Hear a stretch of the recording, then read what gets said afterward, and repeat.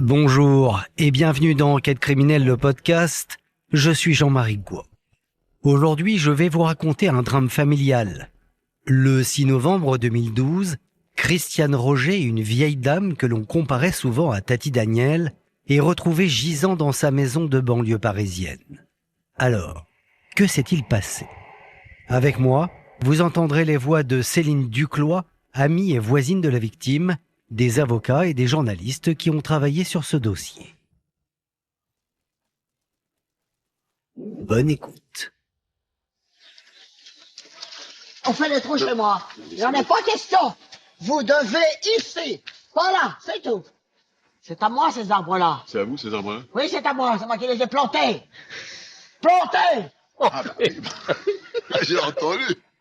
Christiane Roger est une grand-mère de 83 ans qui n'a pas sa langue dans sa poche. À tel point qu'elle a été filmée en décembre 2011 par l'un des ouvriers présents ce jour-là dans son jardin. Excusez-moi, madame. Et moi, vous me faites pas ça. Si. Non, parce que si vous parlez plus haut, moi, je parle aussi plus haut. Hein. Ouais. Et allez, moi, si. vous me faites pas ça, d'accord? Je le ferai. Si. Je vais appeler les flics, alors. Eh ben, allez, Je vais les appelez-les. chercher, je vais chercher les Eh flics. ben, allez chercher. Allez-y, vite fait. Non, mais... Je vais chercher les flics, attends. Et allez-y si vous avez quelque chose dans la culotte. L'incroyable Tati Daniel pourrait faire rire. Seulement quelques mois plus tard, elle a été assassinée dans d'épouvantables circonstances. On se déteste dans cette famille. On se déteste tous. La mort par étouffement, c'est une mort douloureuse. Ces derniers instants, ils ont été horribles pour elle. C'est dégueulasse. Qu'est-ce qui leur est passé par la tête pour faire un truc pareil? Elle m'a dit, tu verras, un jour je le tuerai. Chantal, c'est argent, argent, argent. Ta gueule, les connards. Nadine Mouk, Nadine Babek.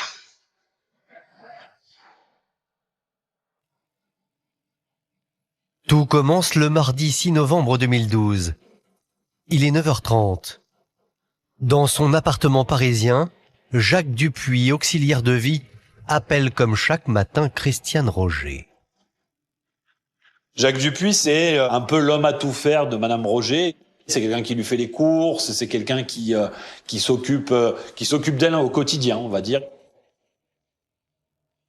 Il cherche tout d'abord à la joindre au téléphone. Le téléphone ne répond pas. Alors il s'inquiète, et puis il se rend chez Madame Roger pour aller voir ce qui cloche.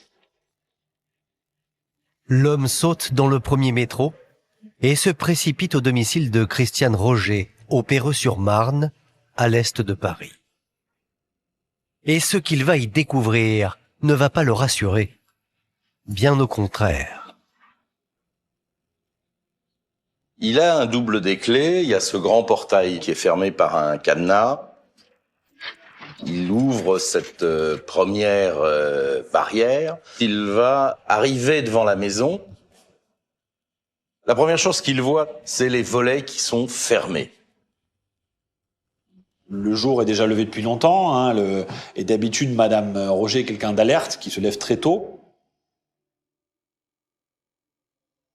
Il va pénétrer à l'intérieur de la maison. Jacques Dupuis ne trouve pas tout de suite Madame Roger. Il est très inquiet, il va dans sa chambre. Christiane Roger est allongée sur son lit. Elle ne semble plus respirer. Elle a les yeux et la bouche ouverte.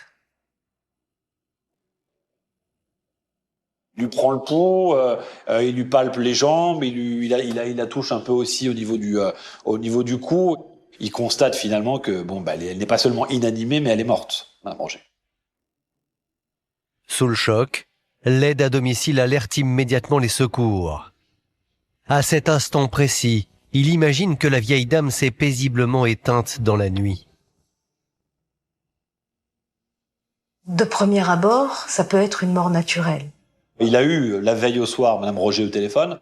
Madame Roger, elle a 83 ans, on peut penser qu'elle a pu mourir dans son sommeil, Madame Roger. Seulement, en examinant le corps de la petite mamie, le médecin légiste va constater que Christiane Roger n'est pas morte de sa belle mort. Ce qui va pas dans cette histoire, c'est que la police va trouver des indices d'une mort violente. Le corps de Christiane Roger présente des traces de coups.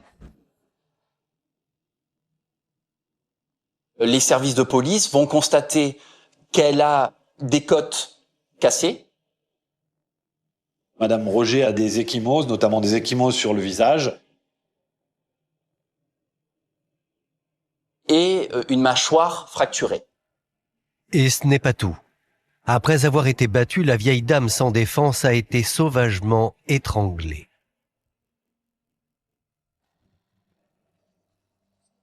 Elle porte des traces au niveau du cou. La mort par étouffement, c'est une souffrance. Et on imagine qu'effectivement, ces derniers instants, ils ont été horribles pour elle.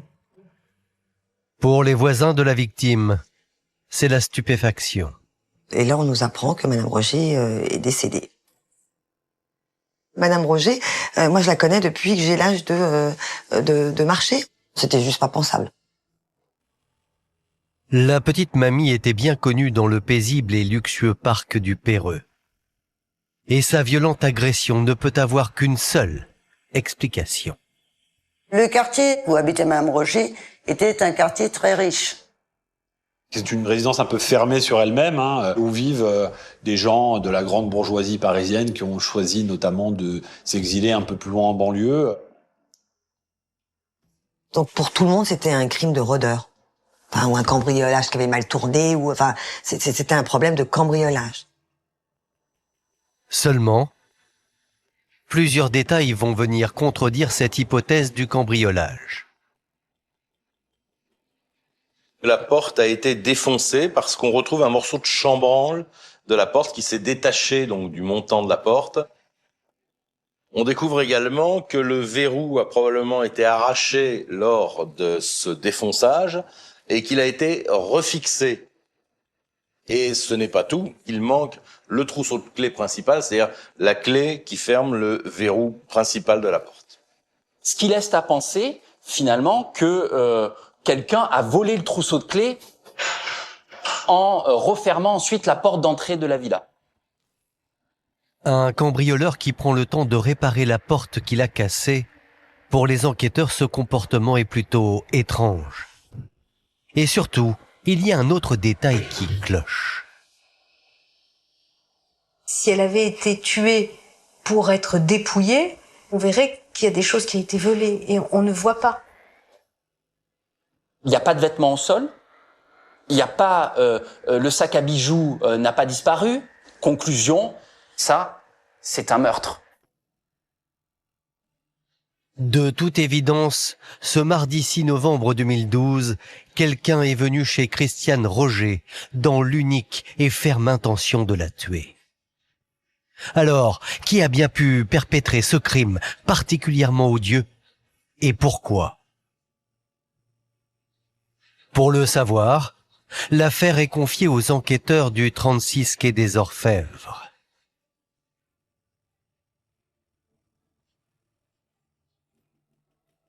Et d'emblée, ils vont découvrir que bon nombre de personnes auraient pu souhaiter la disparition de la petite mamie. Christiane Roger était vue un peu comme la Tati Daniel du quartier. Quelqu'un avec un fort caractère, quelqu'un qui effectivement avait parfois pour habitude malheureuse d'invectiver ses voisins. Elle s'était disputée avec le voisin qui avait eu juste pour seul tort de se garer devant chez elle. Ça lui a pas plu. Elle est sortie, elle a refait toute la peinture avec ses clés. Ah, Madame Roger, c'est un sacré monument. Elle était vraiment cash.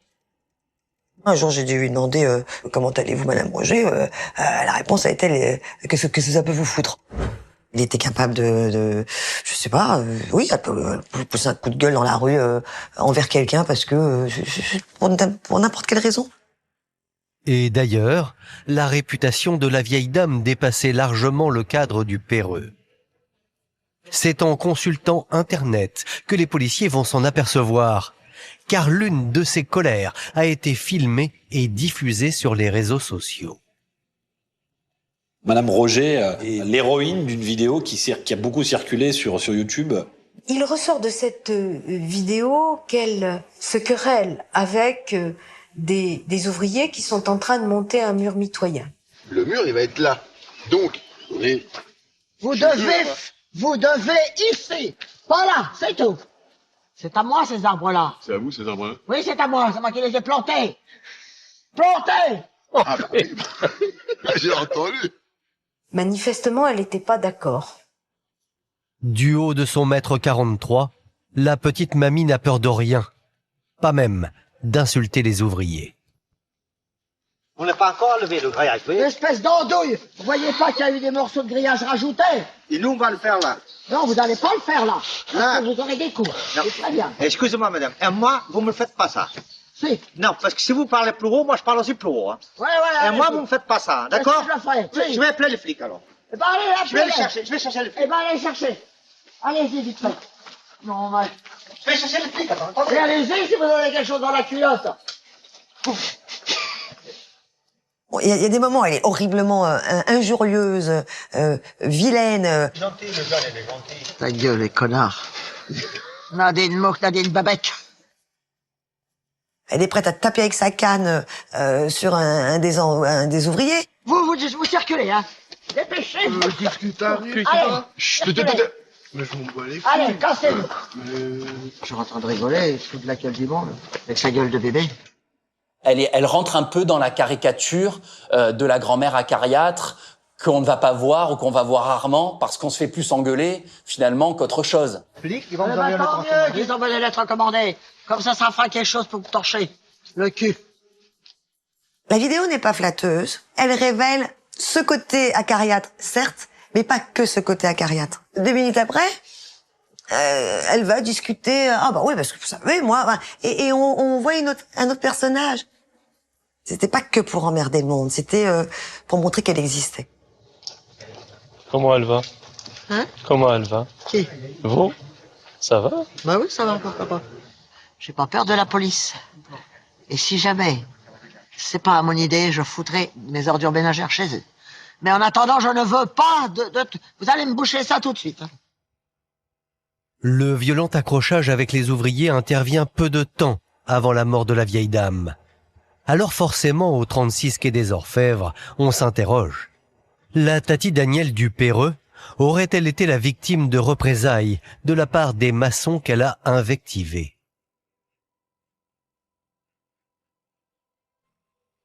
Les policiers vont vérifier les emplois du temps, la téléphonie, les alibis, etc. Et c'est une porte qui va se refermer. Aucun des ouvriers en lien avec l'altercation n'a pu commettre ce crime. Rien non plus du côté des voisins. Pour l'instant, le meurtre de la petite mamie reste une énigme. Seulement un témoignage inattendu va tout relancer.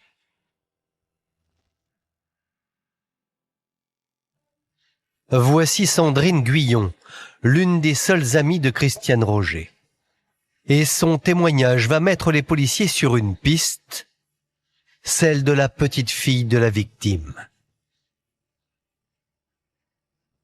Quelque temps avant, j'avais eu Chantal au téléphone et elle m'a dit tu verras, un jour je le tuerai.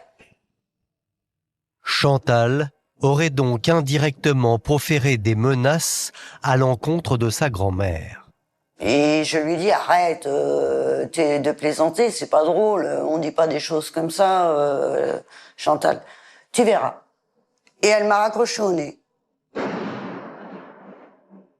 Au départ, je pensais que c'était une plaisanterie. Mais c'est vrai que quand j'ai appris la mort de Madame Roger, je me suis dit tout de suite, ah non, Chantal a quand même pas fait ça. L'ami de la famille explique que depuis toujours Christiane Roger et sa petite fille se détestent. Une haine qui s'est transmise de génération en génération.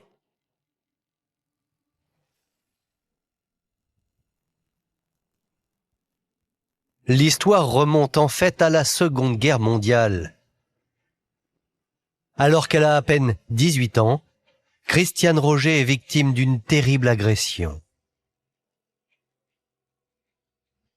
Christiane Roger est victime d'un viol par un soldat allemand en 1944 qui donnera la naissance de Françoise. Françoise naît, mais quelque part est rejetée par sa mère parce qu'elle est le fruit d'un viol. Quand Christiane Roger parlait de sa fille, elle disait Françoise. Elle disait pas ma fille. Moi, Madame Roger, je ne l'ai jamais croisée avec sa fille.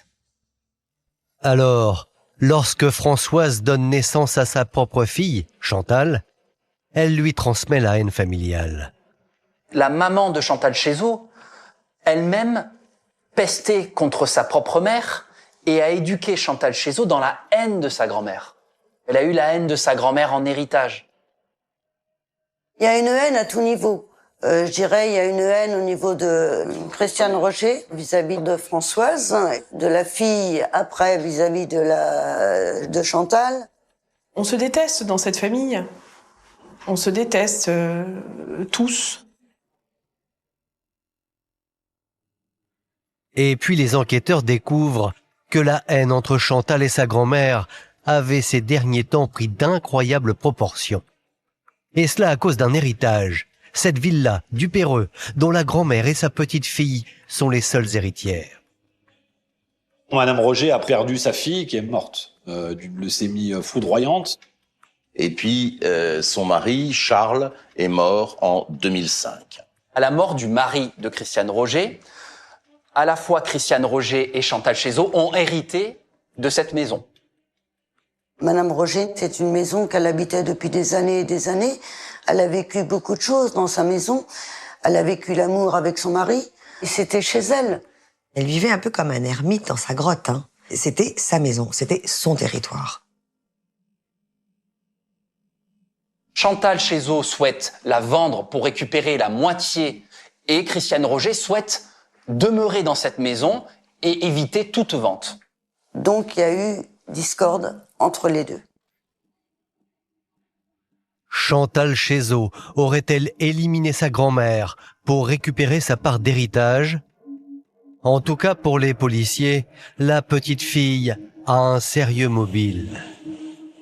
C'est une belle demeure, ce qu'on appelle une maison bourgeoise. Elle est estimée à 600 000 euros. Qui peut vouloir la mort de Christiane Roger? Qui y a intérêt? Alors c'est pas pour une rayure de voiture, mais pour une grosse villa, ça peut valoir le coup.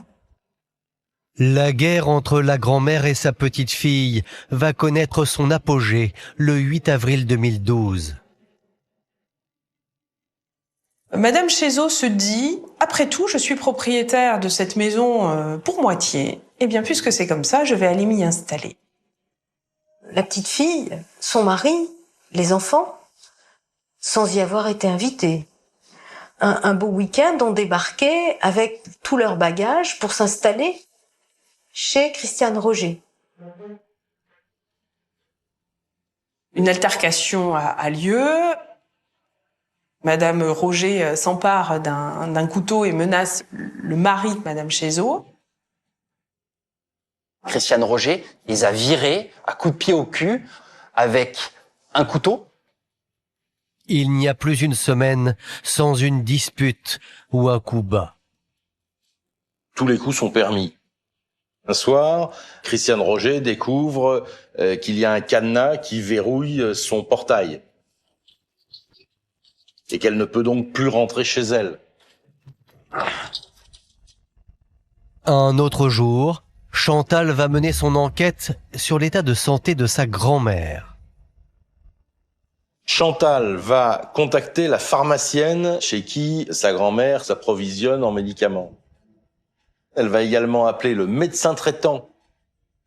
Alors c'est pas pour s'enquérir de sa santé au sens on se fait du souci pour elle. C'est au contraire pour savoir si il y en a encore pour longtemps à attendre ou si il y aurait pas moyen de la dégager de cette maison. Seulement voilà, Christiane Roger est en pleine forme. Il faut savoir quand même que Madame Roger, tous les soirs, allait manger, quasiment tous les soirs, à 17h, elle allait au McDo, dans sa petite R5 rouge. Donc c'est quelqu'un qui a un certain dynamisme et est en forme pour 83 ans. C'est un petit bout de bonne femme, hein. Mais c'était du costaud. Une guerre d'héritage et des menaces de mort proférées. Pour les enquêteurs, il est temps de demander quelques explications à Chantal Cheyzot, la petite fille.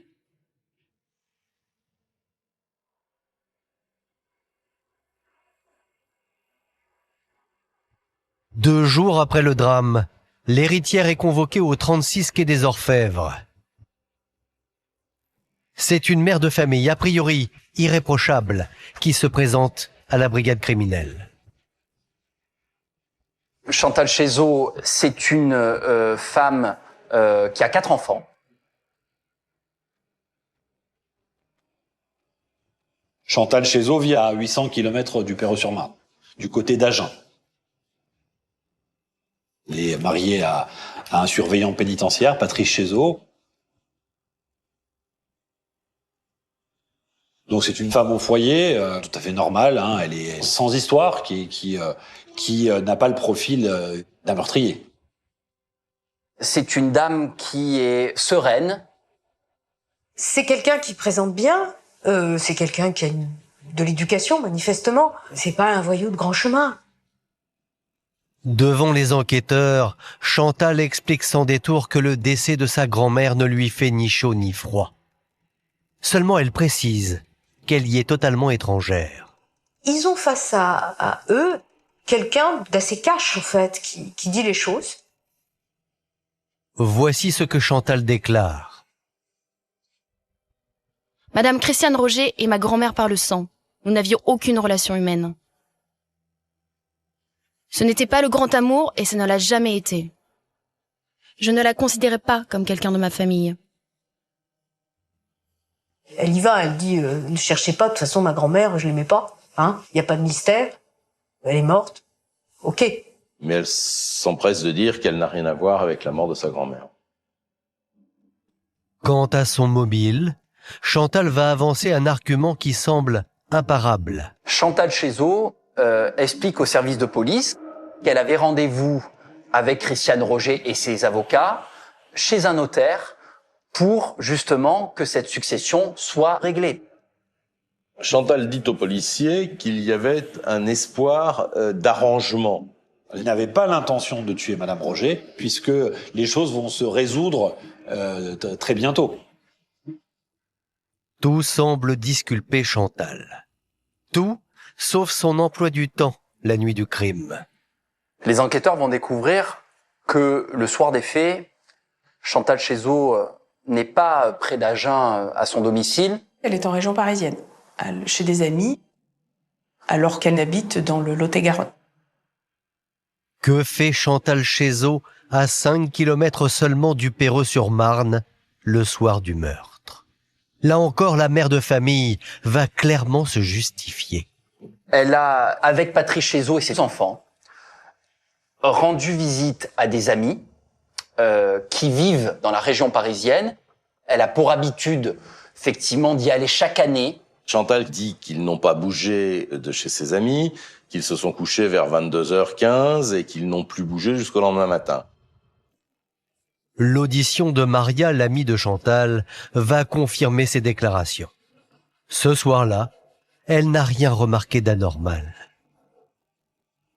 Alors ils m'ont appelé quelques jours avant, toujours, pour me prévenir, est-ce que je peux venir chez toi, passer 2 jours. Et moi j'ai dit, y a pas de problème. On a parlé un peu, ils ont installé les enfants, on dîne tous à table. Bon, et puis après, ils couchent les enfants. Ils m'ont dit bonsoir, à demain. Ils m'ont dit qu'ils allaient se coucher tranquille. Et puis je plus rien. Puis le lendemain, ils se lèvent tranquilles. Ils sont partis tranquilles. Donc, a priori, Chantal est victime d'un malheureux concours de circonstances. Rien ne relie la petite fille au meurtre de sa grand-mère. Mais les policiers n'en ont pas fini avec Chantal Cheyzot. Car au même moment, du côté de la résidence du Perreux, leurs collègues vont faire une incroyable découverte. Merci d'avoir écouté la première partie de ce podcast consacré à l'affaire Christiane Roger. Dans la seconde partie, vous allez voir que la vieille dame collectionnait les ennemis.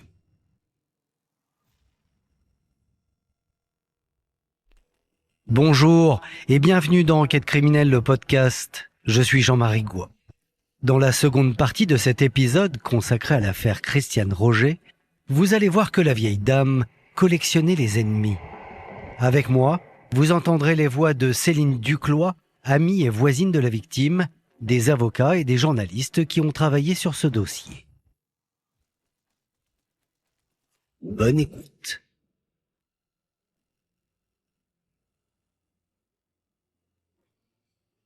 La résidence du parc est une résidence sécurisée avec de nombreuses caméras de surveillance. Il y a 67 caméras de vidéosurveillance qui filment constamment les allées et venues des personnes qui passent devant les résidences.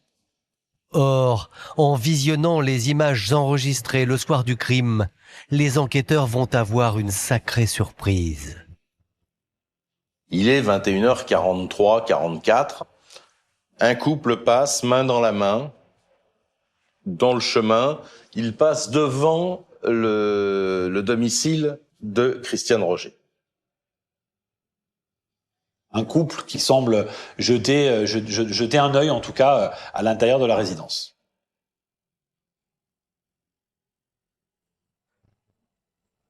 Alors c'est un coup de tonnerre dans l'enquête, puisque le couple va être reconnu. Il s'agit de Chantal Cheyzot et de son mari, Patrice Cheyzot. Incroyable, les policiers viennent de dénicher la preuve que Chantal Cheyzot et son mari ne sont pas restés tranquillement chez leur ami la nuit du meurtre. Là, c'est un coup de théâtre parce que ça veut dire qu'à 21h43, Chantal était sur les lieux du crime. Elle était devant le pavillon de sa grand-mère. Et ce n'est pas tout. 2 heures plus tard, les vidéos montrent nettement la silhouette de Patrice Cheyzot qui retourne sur les lieux. La deuxième chose qu'il découvre, c'est que Patrice Cheyzot arrive seul, ne va pas se contenter de regarder la maison, mais va enjamber le portail. Il escalade le portail et rentre à l'intérieur de la propriété. Mais il se passe un peu plus d'1h30 et l'homme ressort du domicile de la grand-mère. Alors, que s'est-il passé dans la maison de Christiane Roger pendant ce laps de temps? Sa petite fille va devoir s'expliquer. Elle est immédiatement placée en garde à vue. Les policiers vont montrer une bribe. Ils vont pas tout montrer, ils vont montrer juste une partie de la vidéo. Donc les policiers vont lui dire « mais vous nous avez raconté initialement que vous aviez couché les enfants et que vous aviez dormi chez vos amis. » Mais qu'est-ce que vous faisiez dans le circuit de la villa de Christiane Roger, main dans la main, déambulant dans les allées? Ah! Face à son mensonge, la mère de famille ne se démonte pas. Chantal raconte qu'en réalité, ce soir-là, après le dîner, elle est discrètement sortie avec son mari pour faire une balade. Tout simplement. Après avoir couché les enfants, nous sommes partis en voiture tous les deux pour prendre l'air. Nous avons décidé ensemble de faire un tour et nous sommes passés devant la maison de ma grand-mère. Je lui ai dit qu'on n'avait rien à faire là, nous sommes rentrés. Madame Cheyzot revient sur ses premières déclarations devant les enquêteurs. Elle explique qu'elle a menti. Donc là, on rétropédale. Ah, mais on a fait une promenade digestive. Très bien. C'est cohérent, il n'y a pas de souci. Et puis les stockades. Que fait votre mari en train d'escalader la propriété de votre grand-mère? Acculée, Chantal va alors faire une révélation surprenante. C'est son mari, Patrice, qui a tué Christiane Roger. Et il aurait agi à son insu. Je me suis endormie comme une masse. Ensuite, je me suis réveillée et j'ai vu qu'il n'était plus là. Alors Chantal Cheyzot, elle se dédouane de sa responsabilité en disant que potentiellement Patrice Chézot s'est réveillé alors qu'elle dormait et qu'il est venu seul dans la résidence du parc, mais elle n'était pas là au moment des faits. La petite fille poursuit. Depuis quelques jours, elle a bien remarqué que son mari avait un poids sur la conscience. Depuis lundi, c'est une personne qui ne décroche plus un mot. J'ai remarqué qu'il a changé de comportement depuis sa disparition. Chantal va décrire aux policiers un changement d'attitude de son mari. Elle le décrit aux policiers comme taciturne. Elle sentait bien qu'il s'était passé quelque chose. En gros, elle le désigne, elle l'accable comme étant le seul responsable de ce qui s'était passé cette nuit-là. Alors, Patrice Chézot aurait-il tué Christiane Roger de son propre chef? Et si oui, pourquoi? Le 9 novembre 2012, il est 15h, lorsque les enquêteurs interpellent Patrice Chézot chez l'un de ses amis. Monsieur ouvre la porte de chez cet ami et, voyant les fonctionnaires de la criminelle, tout de suite leur dit « Je suis soulagé de vous voir ». Et tout de suite leur lâche qu'il a tué Christiane Roger. Mais il précise bien aux enquêteurs qu'il n'avait aucune intention initiale de la tuer. Et Patrice Chézot d'expliquer que ce mardi 6 novembre, il serait allé chez Christiane Roger au beau milieu de la nuit pour trouver une solution à l'amiable à cet épineux problème d'héritage. Il indique aux policiers qu'il est venu pour avoir une explication, une discussion avec la grand-mère de sa femme. La lumière au domicile de la grand-mère est allumée, ce qui veut dire qu'elle est réveillée. Patrice Chézot a enjambé le portail. Il va frapper à la porte, il ne se passe rien. À partir de là, il défonce la porte. Monsieur Chézot se dirige vers la chambre de Madame Roger. Selon lui, Christiane Roger ne dort pas et elle lui réserve un accueil dont elle a le secret. Elle lui dit « Mais qu'est-ce que tu fais là, espèce d'abruti ?» Il a dit « Il faut que ça cesse, regarde le mal que tu fais à ma femme, regarde le mal que tu fais à mes enfants. » Et donc, il raconte aux policiers qu'il a cherché une explication qui a mal tourné. Christiane Roger lui a dit cette phrase terrible qui est que, je la cite, toi et ta pute de femme et tes bâtards d'enfants, tant que je serai vivante, vous n'aurez rien. Sous le flot des insultes de la grand-mère, le bon samaritain aurait littéralement disjoncté. Il est pris de fureur. Il pète les plombs, il saute sur cette femme, il la jette sur le lit. Et puis ensuite, il finit par l'étouffer avec un oreiller.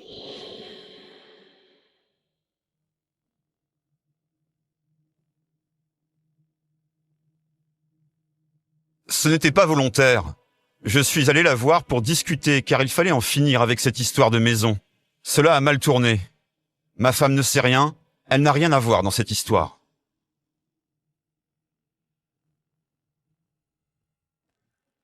Le surveillant pénitentiaire paraît sincère, mais à y regarder de plus près, son histoire ne tient pas vraiment debout. Alors la version du mari, elle tient pas parce que déjà on rentre pas à pas d'heure chez les gens quand ils sont censés dormir et à 83 ans. Patrice Chézot, il vient discuter avec une vieille dame et il casse la porte avec son épaule. Pour discuter, effectivement, on peut sonner, c'est quand même mieux.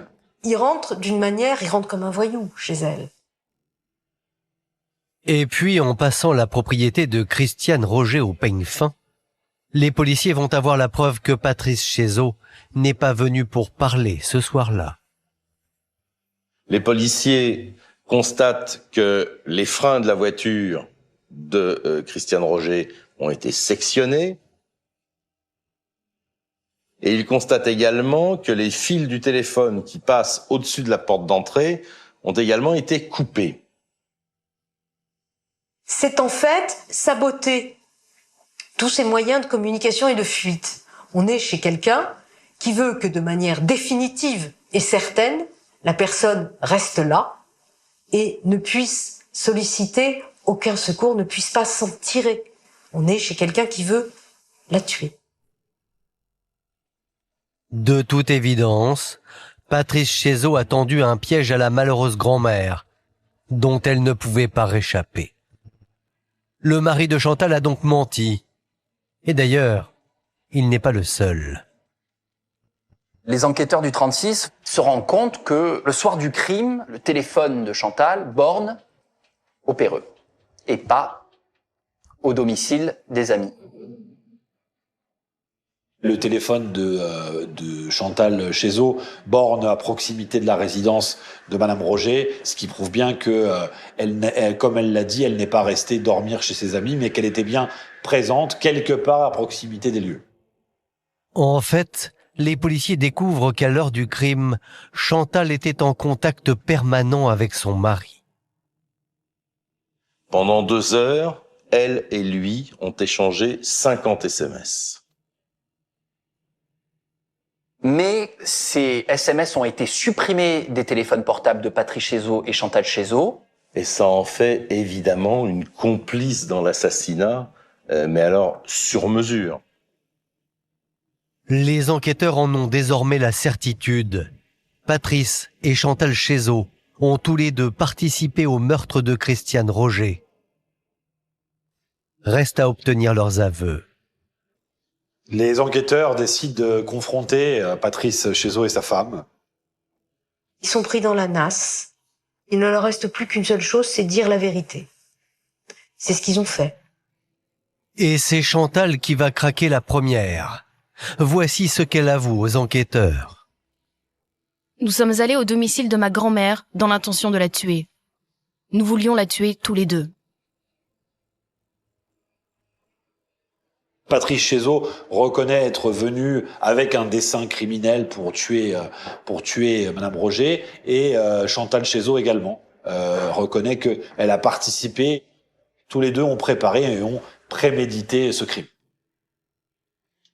Une préparation minutieuse, à tel point que le couple avait même réfléchi à un scénario au cas où il se ferait arrêter. On s'est effectivement mis d'accord avec mon épouse pour dire qu'elle n'avait rien à voir dans ce meurtre. Moi, j'étais pincé, autant qu'elle s'en sorte. Ils avaient répété leur partition avant. Il y a eu un pacte entre Patrice Chézeau et Chantal Chézeau. Si on se fait prendre, il est décidé que Patrice prendrait tout sur lui pour qu'elle puisse hériter de la maison. On va s'apercevoir que lui, il endosse le rôle du méchant, il endosse le rôle du criminel, et il s'évertue à la dégager le plus possible pour être sûr de toucher l'héritage. Le 11 novembre 2012, 5 jours après le crime, Patrice et Chantal Chézeau sont mis en examen pour assassinat et complicité d'assassinat. Ils sont aussitôt placés en détention provisoire. Prévenus par les enquêteurs, les voisins n'en reviennent pas. Le jour où on apprend que c'est la petite fille et son mari, alors on se dit que c'est dégueulasse. On se dit, mais qu'est-ce qui leur est passé par la tête pour faire un truc pareil? C'est en épluchant les comptes des Chézeau que les policiers vont avoir un début de réponse, car le couple est totalement ruiné. Ils gagnent à eux deux 3500 €, ce qui est une somme normale. Des milliers de couples réussissent à vivre avec 3500 €. Eux, non. Patrice est un adepte du jeu. Et voilà un couple qui possède 2 voitures. Je crois qu'il y a une BMW, une XM. Ils ont acheté un camping-car pour une valeur de 33 000 €. Le niveau de vie qu'ils veulent se donner est de manière constante bien supérieur à leur capacité.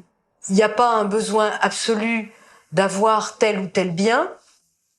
Pour autant, ils vont l'acheter. Eux, c'est ça. Chantal avait la folie des grandeurs. C'était quelqu'un qui était très vénal. C'était une dépensière née. Chantal, c'est simple, quand vous la regardez, vous avez l'impression de voir des dollars dans ses yeux. Plus elle avait d'argent, et plus elle en voulait. Et ça, c'est Chantal. Chantal, c'est argent, argent, argent. Au fil du temps, la situation devient intenable.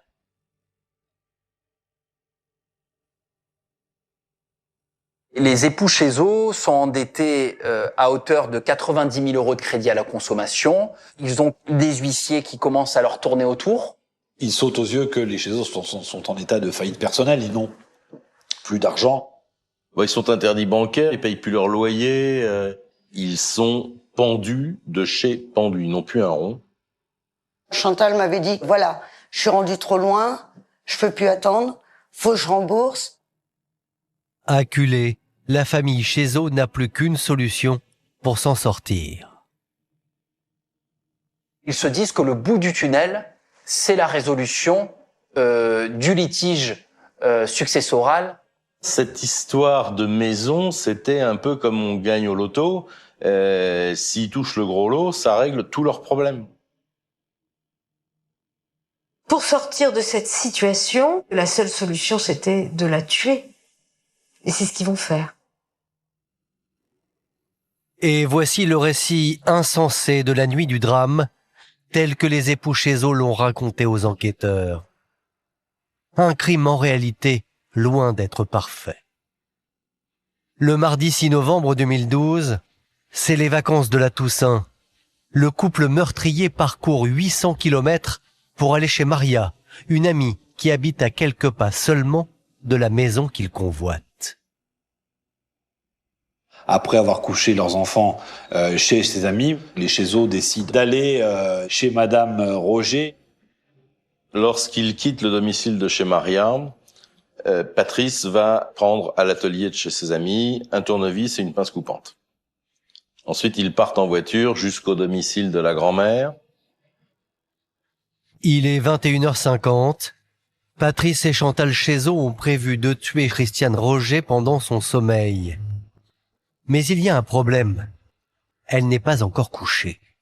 Ils passent devant le pavillon de la grand-mère, observent qu'il y a de la lumière, et là, ils vont se poser dans la voiture, dans leur voiture, et ils vont attendre environ 2 heures.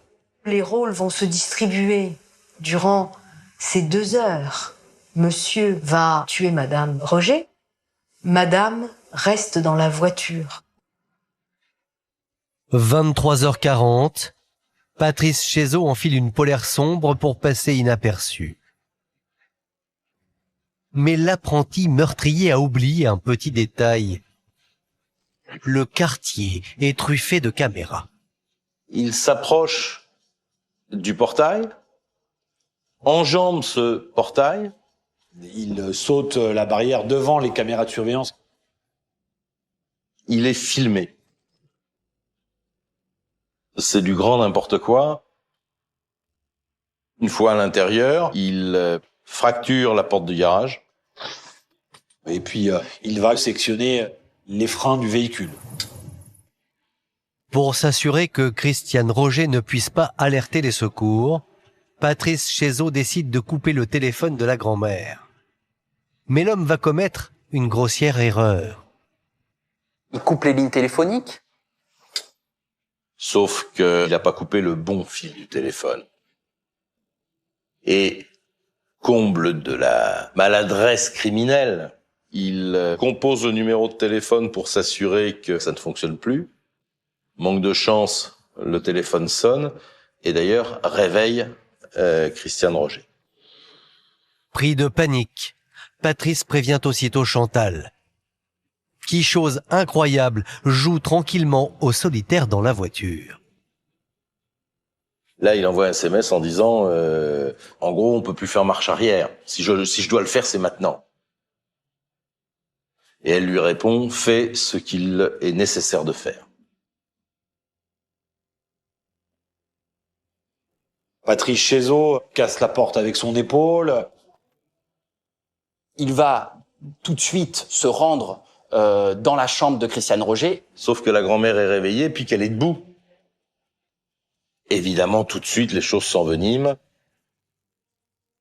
Dans la dispute, Patrice Chézeau va sauvagement étouffer la petite mamie. La discussion tourne court parce qu'elle est odieuse et il faut la faire taire. Et il tue Madame Roger.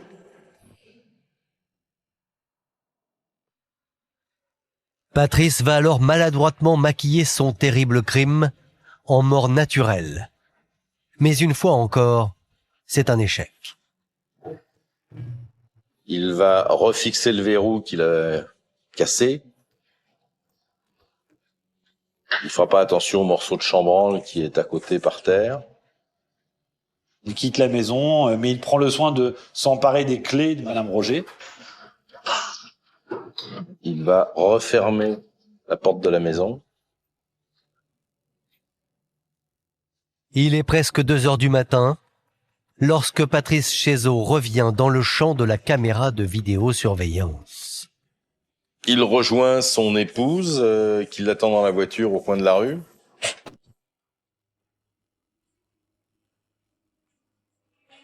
Et il rentre chez Maria.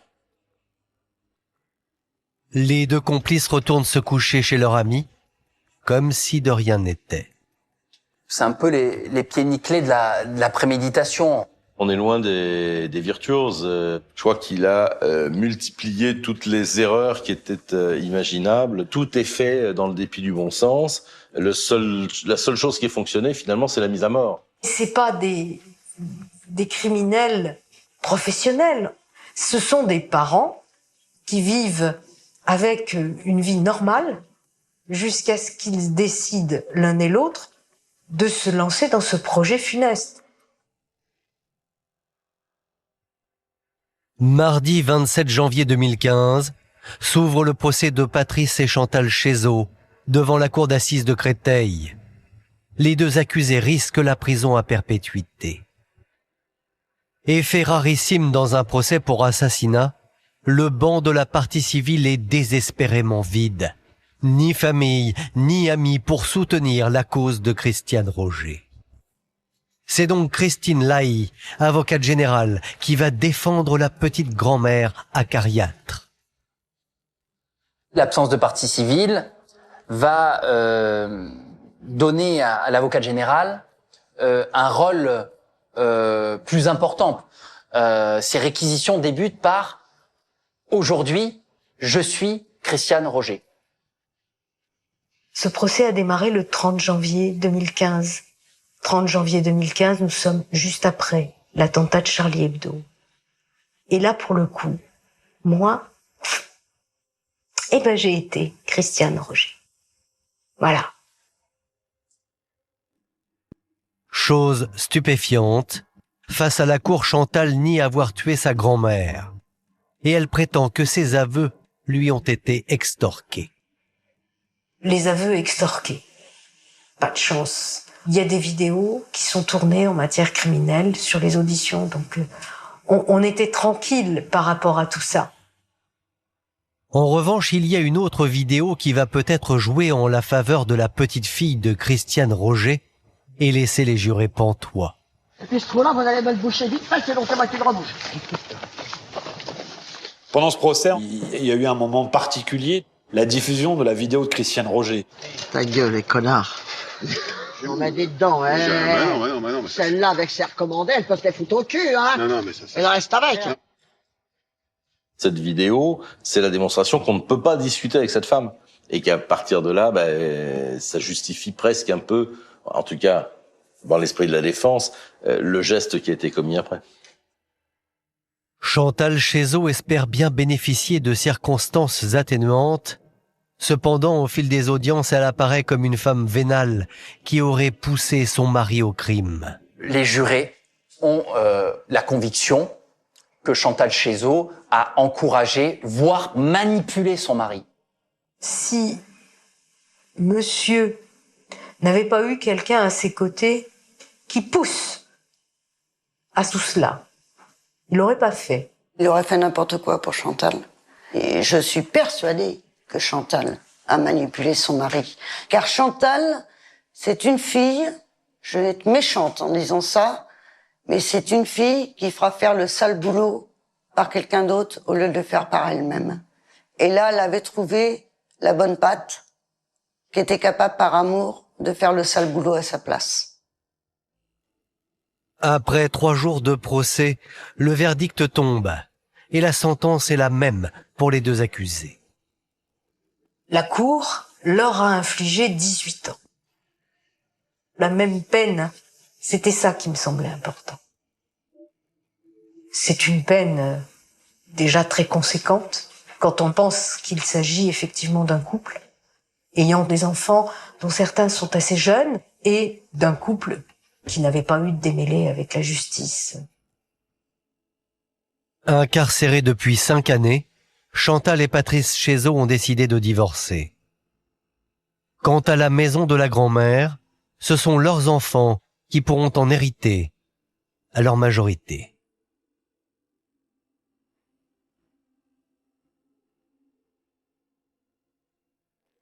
Merci d'avoir écouté la seconde partie de cet épisode consacré à l'affaire Christiane Roger. N'hésitez pas à vous abonner à ce podcast afin de recevoir chaque semaine un nouvel épisode. Et bien sûr, s'il vous a plu, vous pouvez laisser un commentaire sur l'appli RTL, rtl.fr et toutes les plateformes partenaires. Je vous dis à bientôt. Bonjour et bienvenue dans Enquête criminelle, le podcast. Je suis Jean-Marie Goua.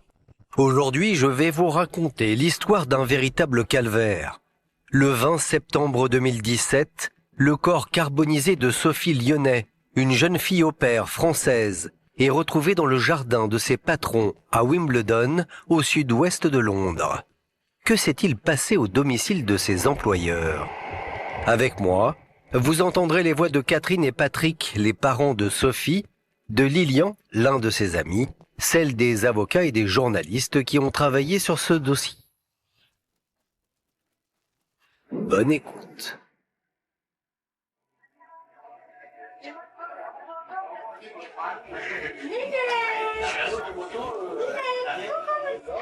Toute petite déjà, Sophie Lyonnais avait toujours le sourire. Oh là là. En grandissant, la jeune fille rayonne. C'est à 20 ans qu'elle part à Londres pour garder des enfants.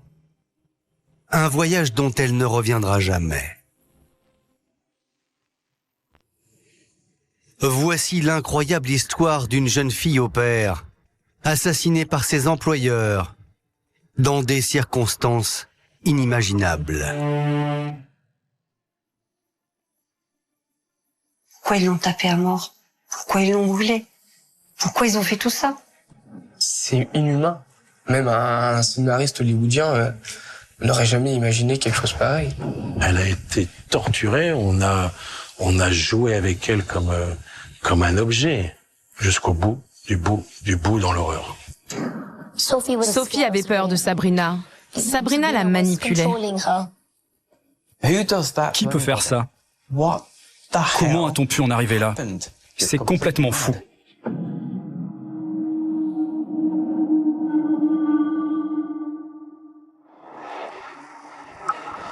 Tout commence à Londres, le mercredi 20 septembre 2017. En cet après-midi ensoleillé, l'ambiance est plutôt paisible dans le très chic quartier de Wimbledon, au sud de la capitale. On est dans un quartier cossu du sud de Londres, dans la banlieue, quartier très calme. On est à côté des célèbres cours de tennis du tournoi de Wimbledon. Il est 15 heures, lorsqu'une habitante est intriguée par un important nuage de fumée qui jaillit de chez ses voisins. La fumée est quand même assez proche. Il n'y a qu'un mur de briques qui les sépare. La fumée est épaisse et puis il y a surtout une odeur qui se dégage assez incroyable. Elle se dit, il y a un feu, il y a quelque chose qui ne va pas. Visiblement, il y a un petit souci. La voisine est d'autant plus inquiète que dans cette confortable demeure vit une famille bien connue dans le quartier. Sabrina Kouider et Wissem Medouni. C'est un couple de Français. avec 2 enfants, et puis une jeune fille au père, employée par le couple. Donc c'est pour ça qu'elle va justement appeler les pompiers. Lorsqu'ils quittent leur caserne, les pompiers ne le savent pas encore, mais ce qu'ils s'apprêtent à y découvrir restera à jamais gravé dans leur mémoire. Lorsque les pompiers arrivent, ils toquent à la porte d'entrée. Un homme leur ouvre, Wissem Medouni. Ils sont face à un homme seul qui est en train de faire un petit barbecue. Et il dit non, je suis simplement en train de faire un barbecue, vous inquiétez pas, il n'y a pas d'incendie, il n'y a pas de feu, il n'y a rien, les pompiers vérifient. Effectivement, ils vont découvrir un premier barbecue avec un poulet qui est en train de cuire tranquillement. Et sur le côté, un brasier. Il demande qu'est-ce qu'il est en train de faire. Et Wissem Medouni répond, je suis en train de faire brûler du mouton. Pour les pompiers, tout cela a l'air pour le moins suspect. Et en se rapprochant du foyer, ils vont faire une terrible découverte. Le pompier va découvrir quelques doigts, un nez également. Là, c'est la stupéfaction, vous imaginez, après le service de pompiers, on est en plein quartier de Wimbledon, à Londres. Il s'agit d'un corps humain qui est en train de se consumer, qui a été brûlé. Il découvre une scène de crime.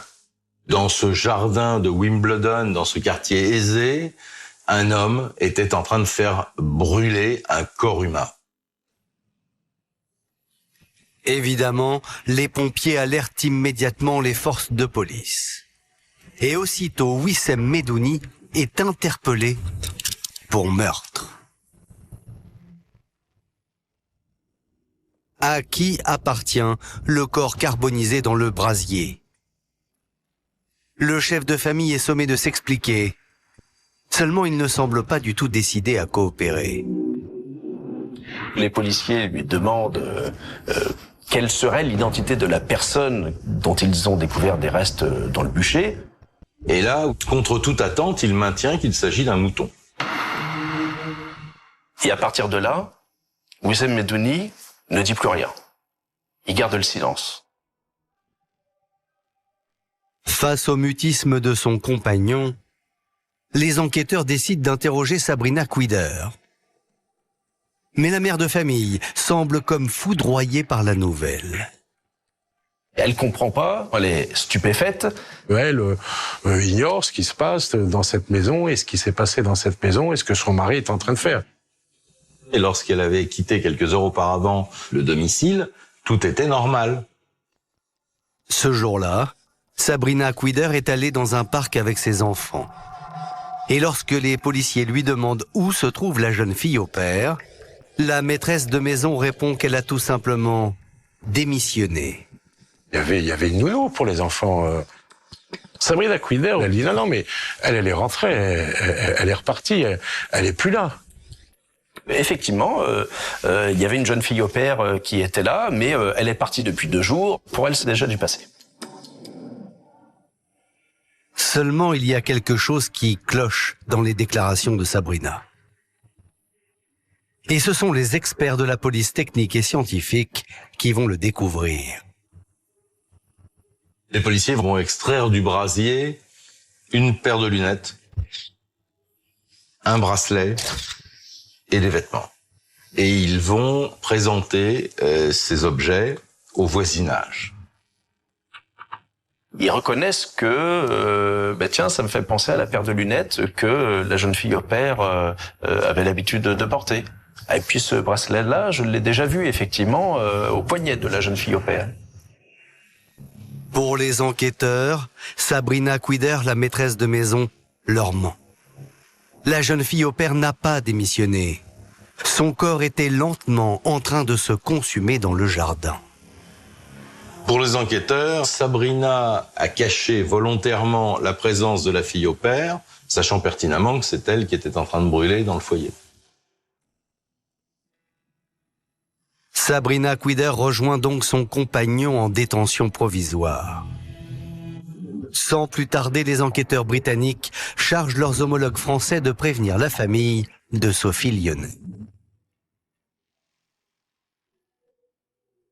Paron, dans l'Yonne, à 500 km de Londres. Il est 3 heures du matin lorsque les autorités françaises alertent les parents de Sophie. Catherine et Patrick sont divorcés. Pour eux, c'est le début d'un véritable cauchemar.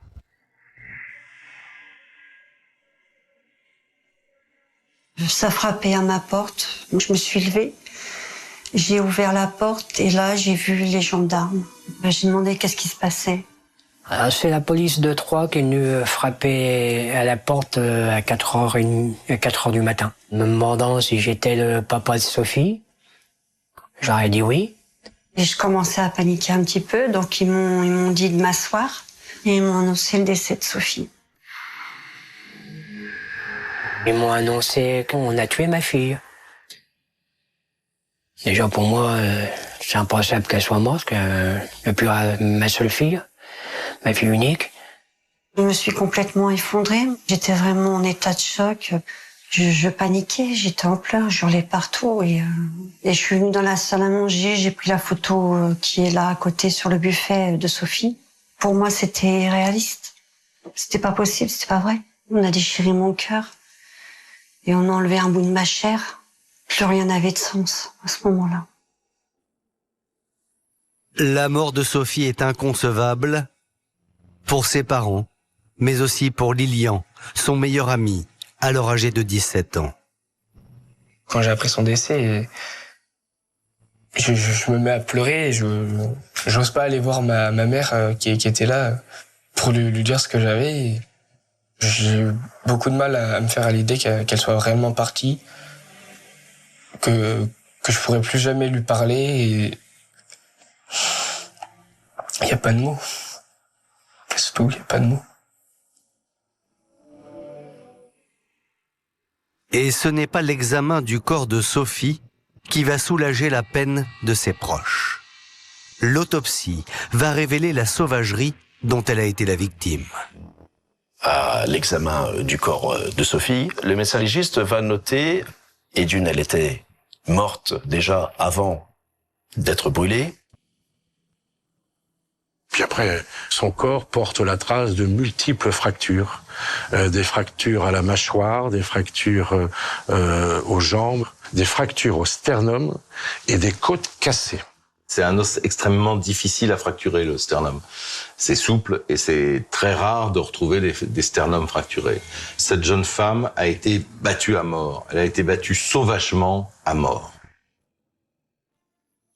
Aussitôt, l'affaire fait la une de l'actualité, en Angleterre comme en France. À Londres, une Française de 21 ans a disparu alors qu'elle était jeune fille au pair. Ses employeurs viennent d'être mis en examen pour meurtre. L'émotion est à son comble. Dans cette lettre, le président de la République en personne présente ses condoléances à la famille de Sophie.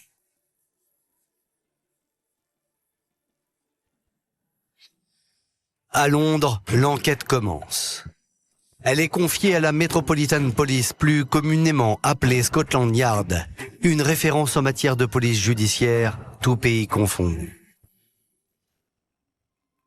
Et première surprise pour les policiers anglais, ici dans ce quartier de Wimbledon, personne n'aurait imaginé que le couple qui employait Sophie puisse un jour faire la une des faits divers. Et pour cause.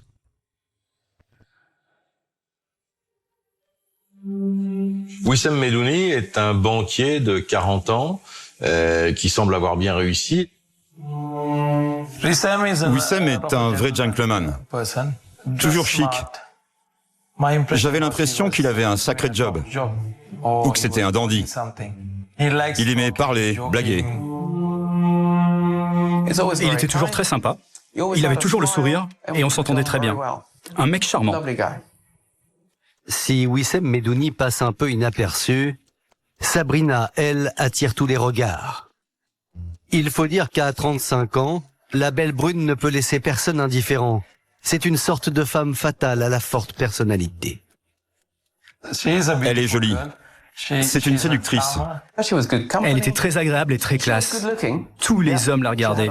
Tous disaient « Oh mon Dieu, elle est magnifique ». On peut dire que Sabrina Couder est une belle femme. Ouais, on peut dire ça. Tour à tour styliste ou maquilleuse, Sabrina évolue dans les milieux branchés de la capitale britannique, comme en témoigne cette vidéo. La personne à gauche est une photographe et une maquilleuse. C'est une très très belle femme qui vient de Paris. Quand tu prends des photos, le plus important c'est d'être à l'aise et de sourire. Elle gravite dans le milieu de la mode, du mannequinat. Elle est assez people, comme on dit, hein. Pour son ami Joe Alvarez, photographe de stars à Londres, Sabrina n'a qu'une idée en tête, faire partie de la jet set. Je l'ai présentée à des célébrités. J'ai pris quelques photos. Ça la rendait vraiment heureuse. Sabrina a été attirée par le monde du showbiz comme un papillon par la lumière. Elle voulait être une star. Et d'ailleurs, la diva cultive sa ressemblance avec une célébrité américaine, et pas des moindres. Les gens pensaient que c'était Kim Kardashian. C'était marrant. Les gens la suivaient, lui réclamaient des selfies. C'est Kim Kardashian? Je disais oui. S'il vous plaît, on peut prendre une photo? Oh, Kim. On a vraiment bien rigolé. La mère de famille fait également preuve d'un caractère bien trempé. Et selon son entourage, c'est elle qui mène son couple à la baguette. On sent qu'elle a du caractère. Wissem change totalement de comportement quand il est avec Sabrina. Il devient plus froid. Wissem est le toutou de Sabrina. C'est elle qui commande. C'est elle qui porte la culotte.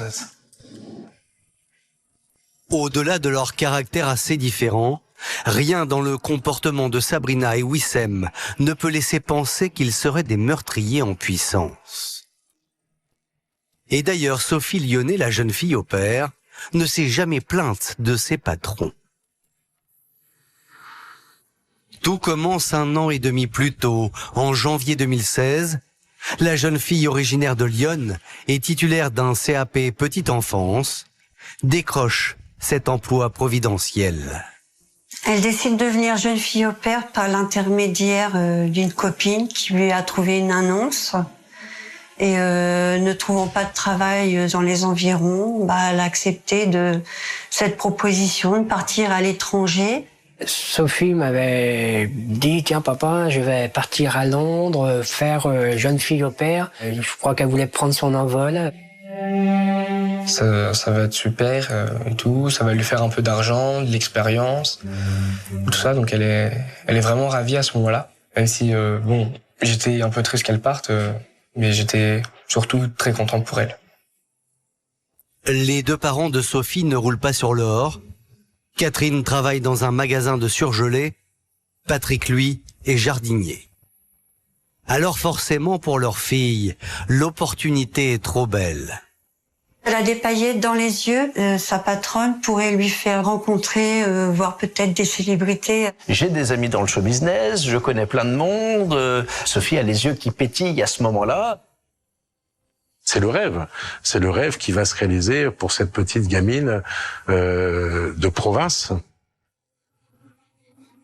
Et en effet, dès son arrivée, la jeune fille au père est émerveillée par sa nouvelle vie à Londres.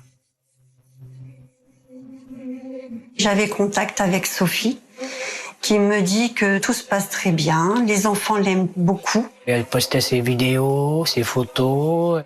I will see you next time, and... Fascinée par Sabrina, sa patronne, la jeune provinciale se transforme à son contact.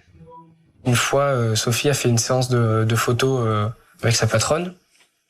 Donc elle les avait postées sur Facebook, elle m'en avait envoyé quelques-unes. Déjà, je me dis qu'elle est jolie et que ça lui va bien. Je partais confiante, oui. Personne ne pouvait imaginer qu'elle allait trouver la mort au bout de son rêve. Je comprends pas ce qui s'est passé dans cette maison. Alors, pourquoi la jeune Française a-t-elle été battue à mort et brûlée dans ce pavillon de Wimbledon ? Les policiers comptent sur la maîtresse de maison plus bavarde que son compagnon pour leur apporter des réponses. Seulement lorsqu'elle est interrogée, Sabrina Quider nie toute participation au crime. Quider, elle dit qu'elle n'a rien à voir dans la mort de Sophie. Elle affirme que Wissem est à l'origine de la mort de cette jeune fille au père. Elle dit, c'est pas moi, c'est lui. Non seulement Sabrina dit être totalement étrangère au meurtre de Sophie, mais elle va dresser un portrait de sa jeune fille au père, pour le moins exécrable. Sophie est une paresseuse, elle ne fait rien dans la maison. Elle en fait vraiment un portrait épouvantable, en disant qu'elle se prenait pour une princesse, qu'elle s'occupait mal des enfants. Les choses se sont pas bien passées avec Sophie. Elle était obligée de lui faire des remarques. C'était pas une bonne nounou, c'était une feignante. Voici ce que Sabrina déclare aux enquêteurs. La plupart du temps, Sophie était au téléphone, assise dans le canapé. Elle attendait de nous qu'on la serve. C'est comme si nous travaillions pour elle et pas elle pour nous. Sophie, d'après Sabrina, avait de mauvaises fréquentations, elle buvait. Elle dit que Sophie était une voleuse, qu'elle a constaté qu'il y a des bijoux qui avaient disparu chez elle. Le couple Wissem et Sabrina ont été victimes de leur bon cœur en recevant chez eux une mauvaise fille qui ne faisait pas son travail, qui menait une vie de débauche et qui en plus les volait. Mais pour Sabrina Quider, il y a beaucoup plus grave. Sophie l'aurait trahi. En effet, elle soupçonne la nounou d'entretenir une liaison avec son ex-compagnon, un certain Mark Welton. Elle affirme que Sophie a fait la connaissance de son ex sur Facebook. Sabrina va même reprocher à Sophie d'être non seulement en relation directe avec son ex, mais aussi de flirter justement avec lui, de le retrouver dans des maisons, dans des chambres d'hôtel, tous les deux. Et pire, selon Sabrina, Sophie donnerait à ce Mark Welton son plus jeune enfant en pâture. Mark Welton est le père biologique du dernier enfant. Profitant de l'absence de la maman, Sophie aurait amené le petit dernier au domicile de Mark Welton. Sophie emmenait le plus jeune des enfants pour qu'il se livre à des agressions sexuelles, des viols sur ce gamin de 4 ans. Elle va jusqu'à l'accuser de pédophilie. Toujours selon Sabrina, c'est dans ce contexte malsain que dans la nuit du 18 au 19 septembre, Wissem aurait commis l'irréparable. Face à la monstruosité de l'acte commis par Sophie, il a totalement pété les plombs. Face à la situation, il était tellement en colère que il l'a frappé, le coup est parti comme ça, que sa tête a rebondi contre le carrelage. Et elle est tombée en arrière et elle est morte. En gros, c'est un accident. Pris de panique, le couple aurait alors décidé d'un commun accord de se débarrasser du corps de la jeune fille au père. Et ils ont décidé de brûler le corps. Voilà, on l'a brûlé et on a voulu protéger les enfants, la famille, on l'a brûlé. Sabrina n'était pas là au moment où la mort est intervenue. Elle était dans sa chambre en train de dormir.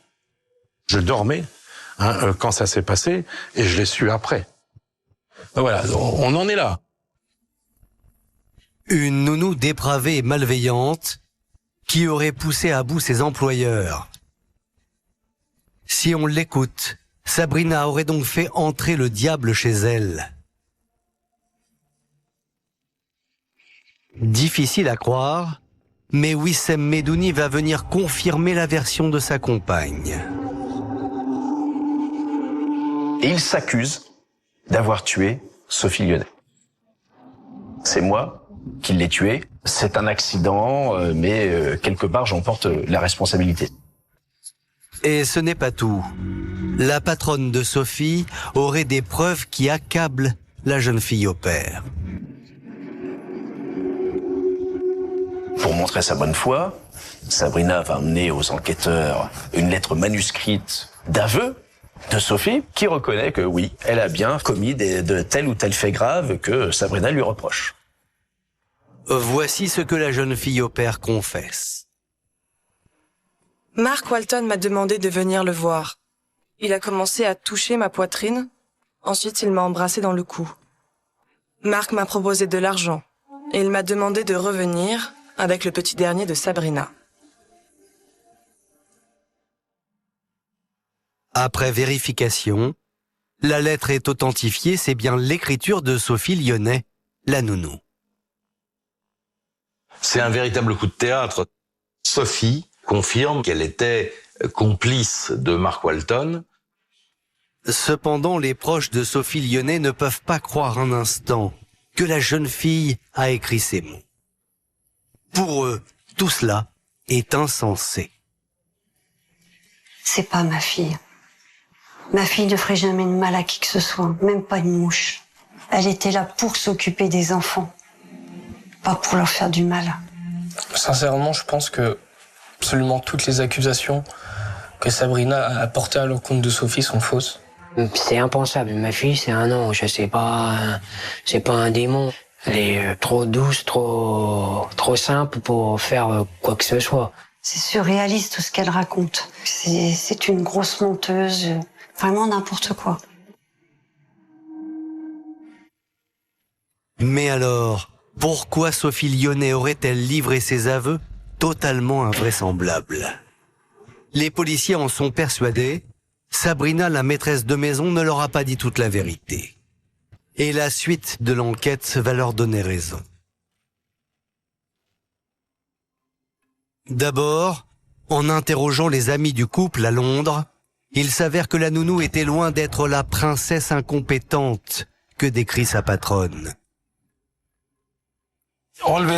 Les enfants ne la quittaient jamais. Elle les prenait toujours par la main. Elle tenait plus ou moins le rôle de mère. Les enfants étaient plus proches d'elle que de leur maman, car elle passait plus de temps avec eux.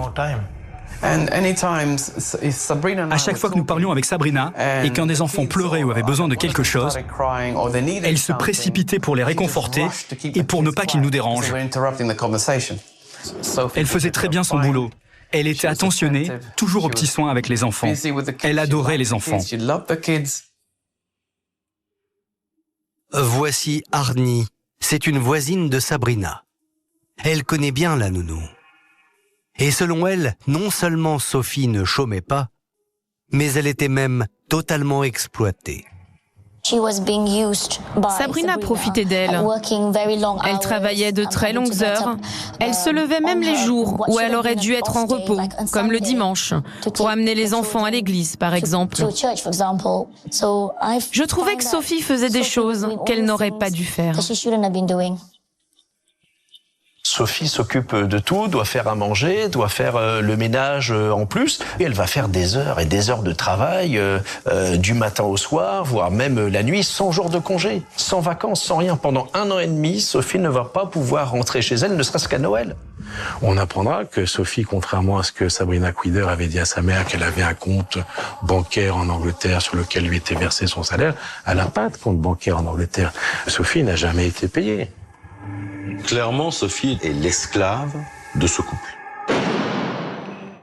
Merci d'avoir écouté la première partie de ce podcast consacré à l'affaire Sophie Lyonnais. Dans la seconde partie, vous allez voir que la jeune fille a été la victime d'un couple impitoyable et tortionnaire.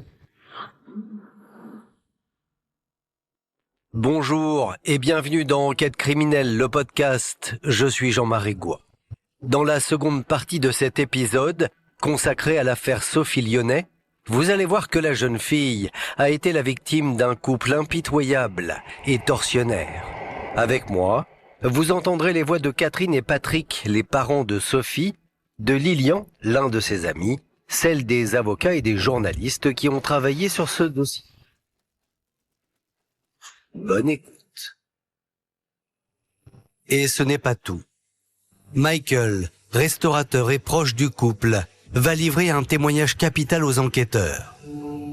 5 mois avant sa mort, Sophie lui a fait de terribles révélations. Sophie est venue me voir. Je vois sur son visage qu'elle avait les larmes aux yeux. et elle s'est mise à pleurer. Je lui ai demandé, Sophie, qu'est-ce qui se passe? Et là, elle m'a dit, Sabrina me frappe. Quand j'ai entendu ça, je lui ai demandé pourquoi Sabrina t'a battu. Elle a répondu que le beurre était tombé du réfrigérateur. Totalement sous le choc, Michael a bien tenté d'aider la jeune fille au père. Alors je lui ai dit, Sophie, écoute, je vais te trouver un logement. Tu pourras déménager, tu pourras travailler ailleurs et obtenir de l'argent. Tu seras plus heureuse. Mais Sophie ne va pas saisir la main tendue par le restaurateur. Depuis, je n'ai plus jamais revu Sophie. Elle avait peur de Sabrina. On voyait la peur sur le visage de Sophie, dans ses yeux, dans son langage corporel, dans son comportement. La voisine avait donc bien, elle aussi, remarqué que Sophie souffrait et était totalement sous l'emprise de sa patronne. Sabrina la contrôlait. Elle contrôlait les sorties de Sophie, ses appels téléphoniques, des choses comme ça. Sophie devait appeler sa mère de l'extérieur pour pouvoir lui parler. Une jeune fille au père battu et corvéable à merci. De toute évidence, Sabrina Quider, sa patronne, a menti. Et ce ne serait pas son seul mensonge.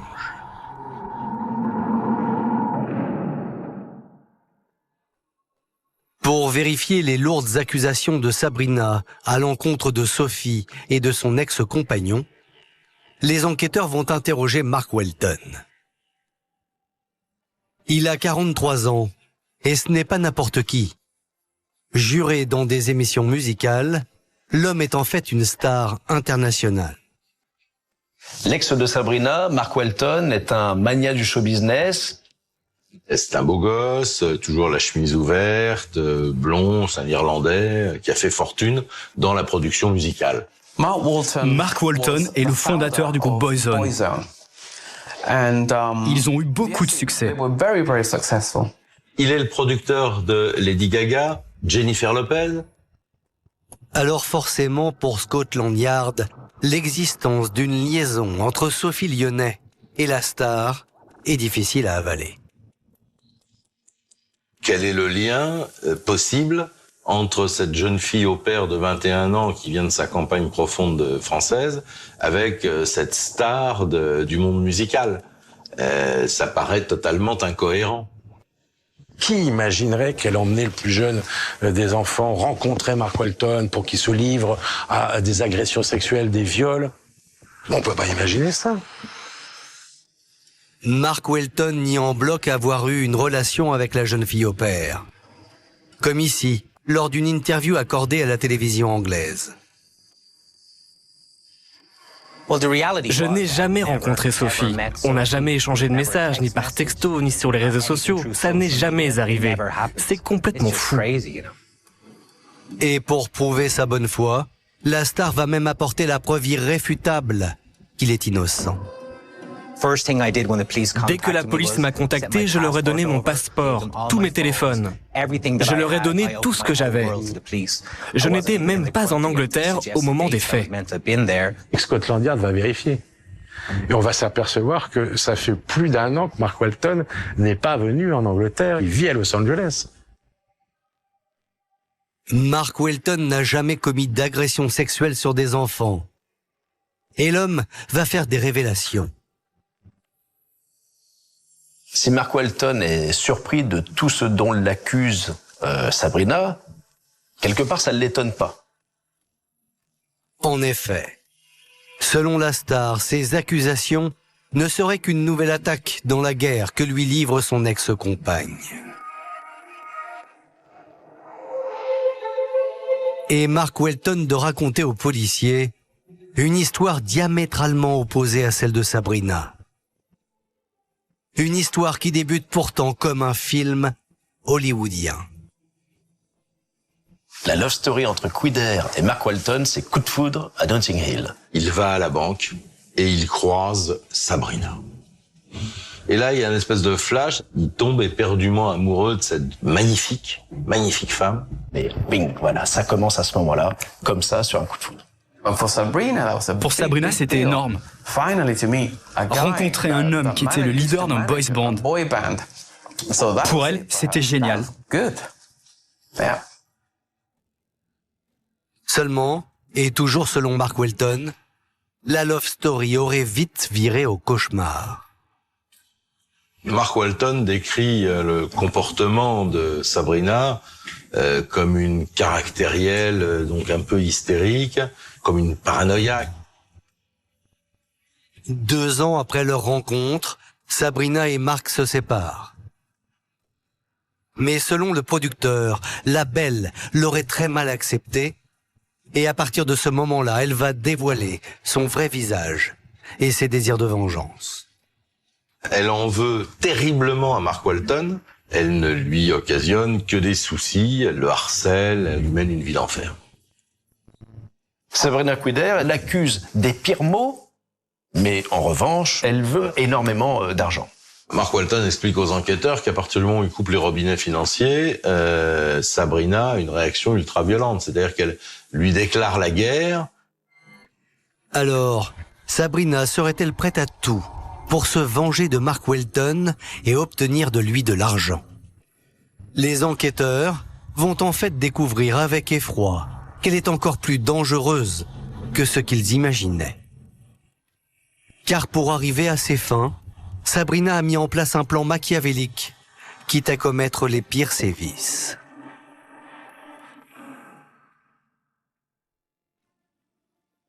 Les policiers vont apprendre que durant les 2 mois qui ont précédé sa mort, Sophie, la jeune fille au père, était comme séquestrée. On a interrogé quand même un certain nombre de commerçants. On sait que Sophie, elle sortait plus. Les gens du quartier ne la voyaient plus depuis un moment. On ne la voit pas aller chercher les enfants à l'école. On ne la voit pas nécessairement faire des courses. Un peu comme prisonnière. C'est dans les téléphones portables des 2 suspects, Sabrina et Wissem, les employeurs de Sophie, que les enquêteurs vont apprendre l'incroyable vérité. On va découvrir sur le portable de Medouni une photo qui montre Sophie manifestement quelques jours avant sa mort. Il y a dans ce dossier une capture d'écran qui est particulièrement terrible. Cette photo, la voici. Insoutenable. La jeune fille de 21 ans y est totalement méconnaissable. On voit Sophie, le visage complètement émacié, elle regarde dans le vide par terre.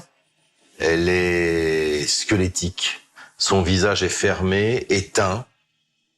Elle est morte vivante quelque part. On voit une Sophie complètement métamorphosée. Et là, on prend la mesure et l'ampleur des sévices dont Sophie a été victime. J'ai pas de mots, vous voyez, les mots me manquent, c'est monstrueux, quoi. Pourtant, le pire reste à venir, car en plus d'être privée de nourriture, Sophie a été torturée pendant plus de 6 semaines. Les enquêteurs vont découvrir sur les téléphones portables de Sabrina et de Wissem des enregistrements d'interrogatoires que le couple aura fait subir à Sophie pendant des heures et des heures, jour et nuit, et ça sur les 6 dernières semaines de sa vie. Nous avons pu visionner l'un des interrogatoires sidérants que Sabrina Quider et Wissem Medouni ont infligé à Sophie.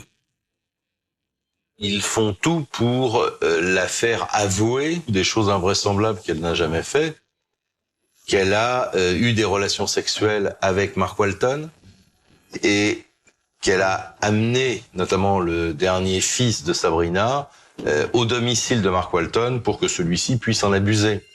Voici la retranscription de cet interrogatoire. Tu as fait une très grosse connerie, Sophie. Tu as livré un enfant de 4 ans à un pédophile. Marc t'a payé, Sophie, j'ai des preuves. Tu peux pas repartir chez toi sans tout nous dire. Je n'ai pas le souvenir d'être allée chez quelqu'un avec le petit.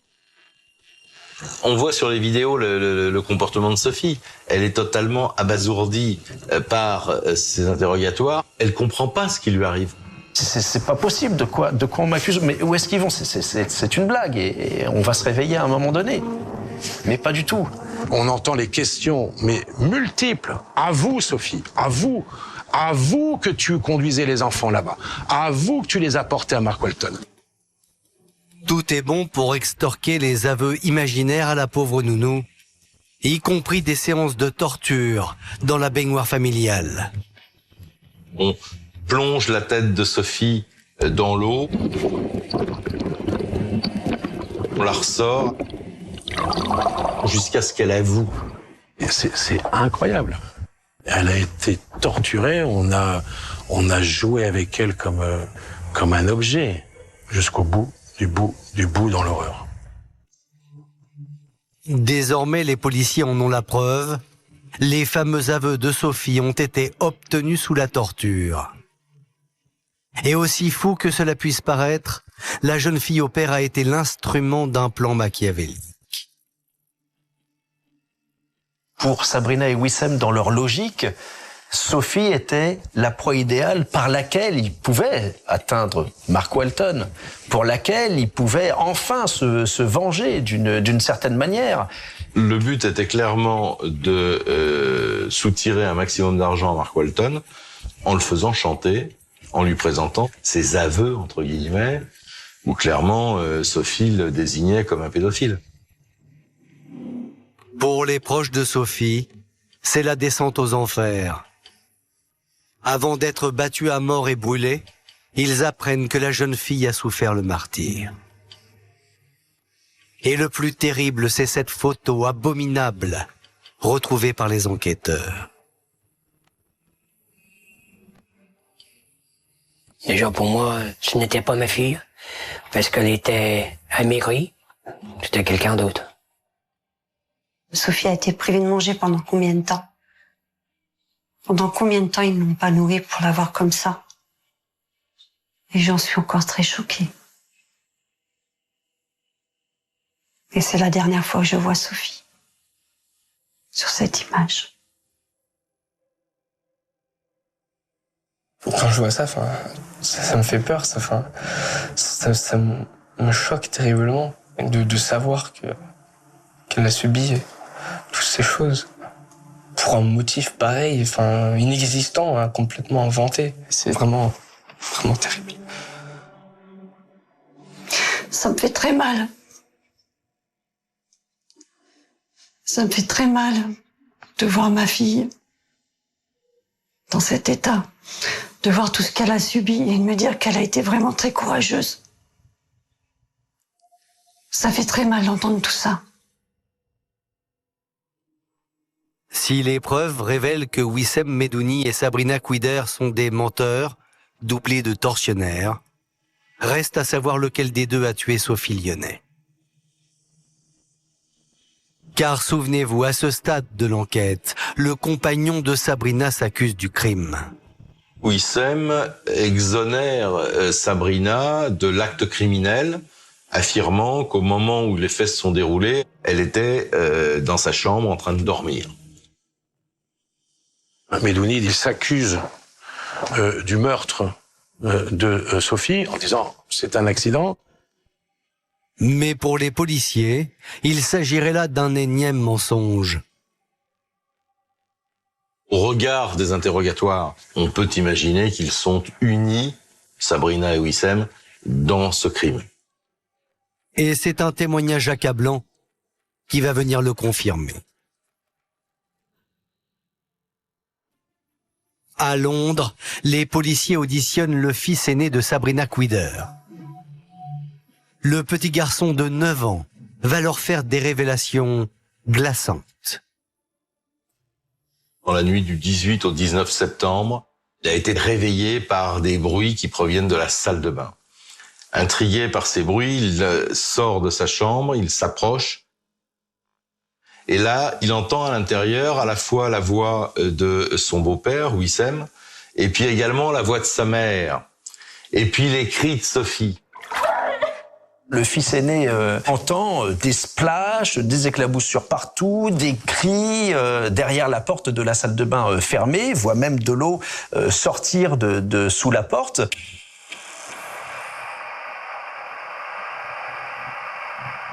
Cet enfant est témoin, sans voir évidemment la scène, il est témoin auditif de la torture qui est effectuée sur Sophie. Mais c'est surtout la suite du récit du jeune garçon qui va interpeller les enquêteurs. Car le lendemain, sa nounou avait littéralement disparu.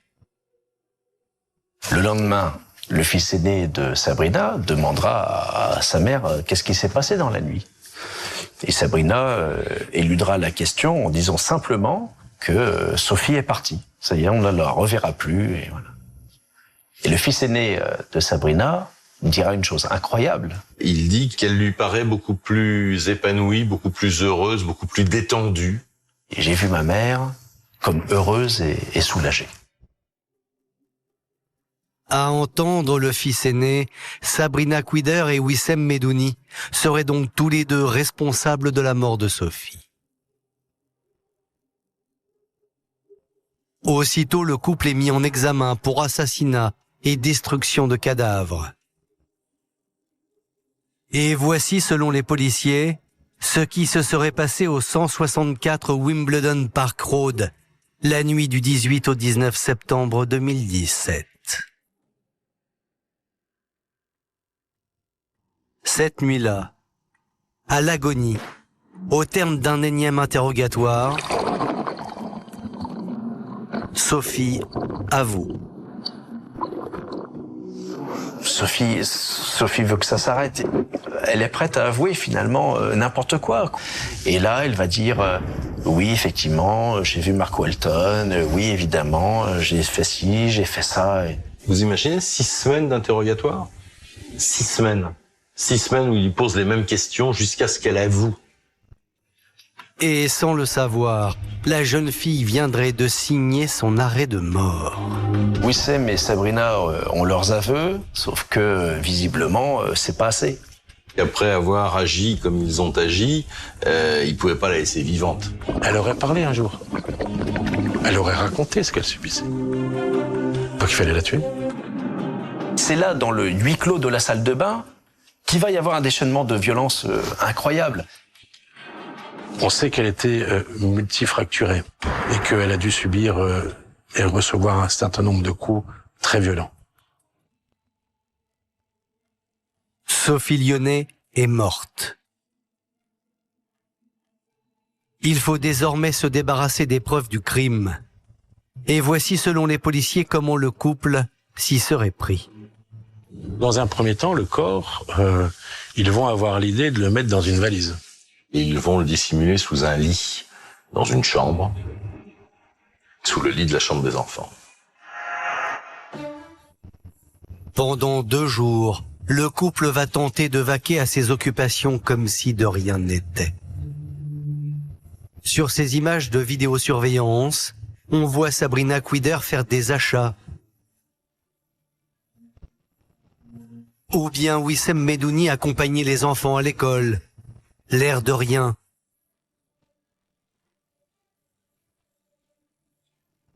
Ce n'est que le 20 septembre que le couple va enfin trouver une solution. Éliminer le corps de Sophie et toutes ses affaires par le feu. Et c'est Wissem Medouni qui va s'en charger. L'idée, c'est vraiment de faire brûler le corps de Sophie et qu'il n'en reste rien. Même pas une branche de lunette. Rien du tout. Le fait de brûler à la fois le corps et sa valise, l'objectif est clair, c'est de faire croire qu'elle a disparu ou en tout cas qu'elle est partie. Si les pompiers n'étaient pas venus, si un voisin n'avait pas été alerté par l'odeur et par la fumée pestilentielle, on aurait dit non, elle a disparu. Il serait débarrassé des cendres, c'était presque le crime parfait. Reste tout de même une interrogation. Pourquoi Sophie Lyonnais ne s'est-elle pas échappée de cette maison de l'horreur ? Elle a été séquestrée et torturée. C'est-à-dire qu'elle était dans un état d'impuissance totale. Ses papiers d'identité lui ont été confisqués. Sans papier, elle peut pas voyager, elle peut pas repartir en France. Elle est bloquée. Elle n'a pas pu s'enfuir. Puis après, quand on voit son état physique, elle n'a plus la force. Prisonnière de ses employeurs, il est également impossible pour Sophie d'alerter ses proches en France. Le portable de Sophie lui a été confisqué par Sabrina Quider. Donc les seuls appels qu'elle pouvait passer, c'était avec le portable de Sabrina Quider, en présence de Sabrina Quider. Je lui ai dit, tout va bien, tout se passe bien. Oui, maman, ne t'inquiète pas, je vais rentrer. J'ai dit, t'es sûre, parce que ça fait plusieurs fois que tu me dis ça, que tu ne rentres pas. Elle m'a dit, oui, maman, c'est sûr, c'est bon, je vais rentrer. Aujourd'hui, Catherine réalise que pendant les 6 semaines qu'aura duré le calvaire de sa fille, elle a été totalement manipulée par Sabrina, qu'elle avait parfois au téléphone. Et je lui ai fait part de mon inquiétude. Sabrina me dit, je considère votre fille comme ma sœur, je la protège, j'y ferai pas de mal. Elle me rassure à chaque fois en me disant que tout va bien, qu'elle ne peut pas se permettre de rester sans nounou pour les enfants. Cette Sabrina m'a complètement trompée. Elle m'a raconté des bobards pour garder Sophie et vouloir en faire ce qu'elle voulait. On n'avait pas d'appel au secours. On aurait eu un appel au secours, comme je dis, on aurait bougé. J'ai pas pu sauver ma fille. Je me sens un peu coupable aujourd'hui de ne pas avoir été à ses côtés pour la ramener en France.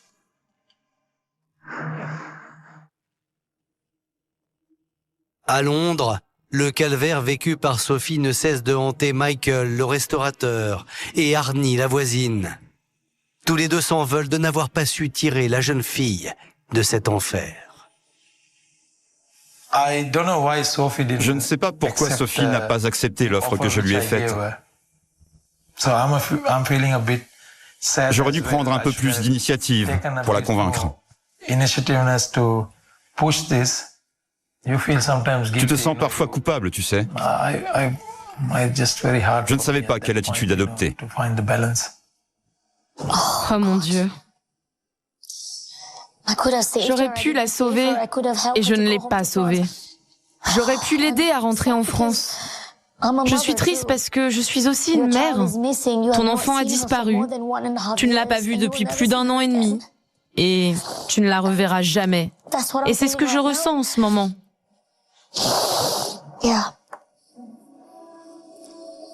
Oui, ça a été dur.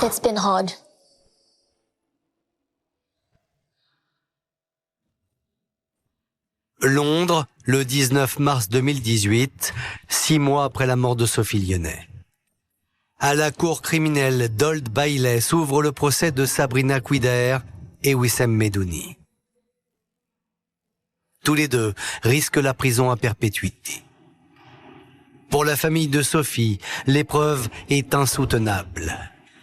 J'avais beaucoup d'appréhension qu'à me retrouver face aux assassins de ma fille. Ça a été très dur. J'étais là pour Sophie, pour lui dire, tu vois, je suis là. Je suis à tes côtés, je suis là, maintenant pour toi. Mais les parents ne sont pas au bout de leur peine, car les deux accusés ne vont rien leur épargner. Wissem, jusqu'à là, il affirmait que c'était une mort accidentelle, que Sabrina n'était pas là au moment où la mort est intervenue. Or là, à l'audience, Wissem va prendre la parole pour dire le contraire. Et dire, ah non, je plaide non coupable et je ne suis pas coupable du meurtre. Et à partir de ce moment-là, ils ne vont faire que se renvoyer la balle l'un l'autre. Évidemment, la nouvelle version de Wissem ne colle pas. On sait par le fils aîné qu'il a entendu à la fois son beau-père et sa mère dans la salle de bain. Ils sont tous les deux coupables. Même si aucun des deux veut dire on l'a tué ensemble. Je pense que durant des mois, Sabrina a fait du bourrage de crâne à Wissem sur Mark Walton. Et au bout du compte, elle l'a endoctriné.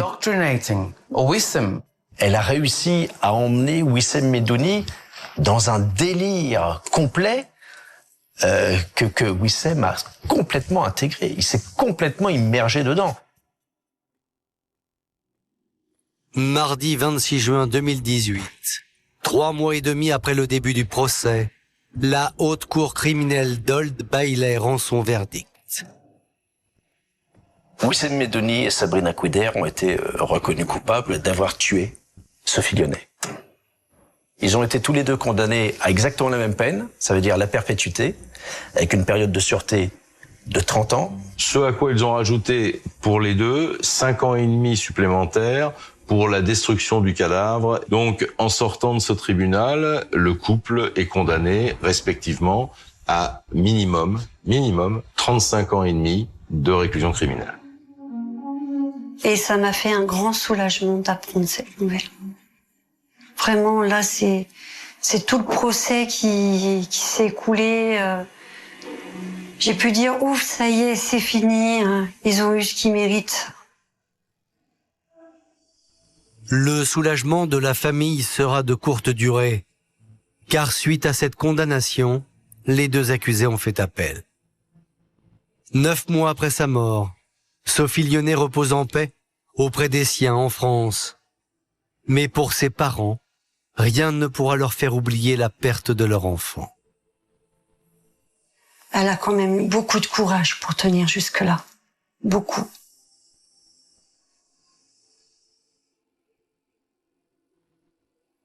Les images de ma fille que je garde en tête, c'est les derniers jours avant qu'elle parte en Angleterre. Une jeune fille rieuse, splendide, en train de manger la vie à pleines dents, quoi. J'aime ma fille, elle sera toujours dans notre cœur.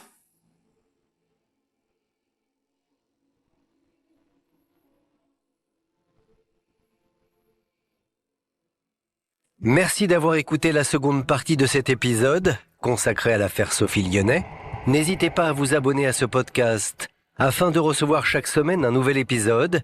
Et bien sûr, s'il vous a plu, vous pouvez laisser un commentaire sur l'appli RTL, rtl.fr et toutes les plateformes partenaires. Je vous dis à bientôt.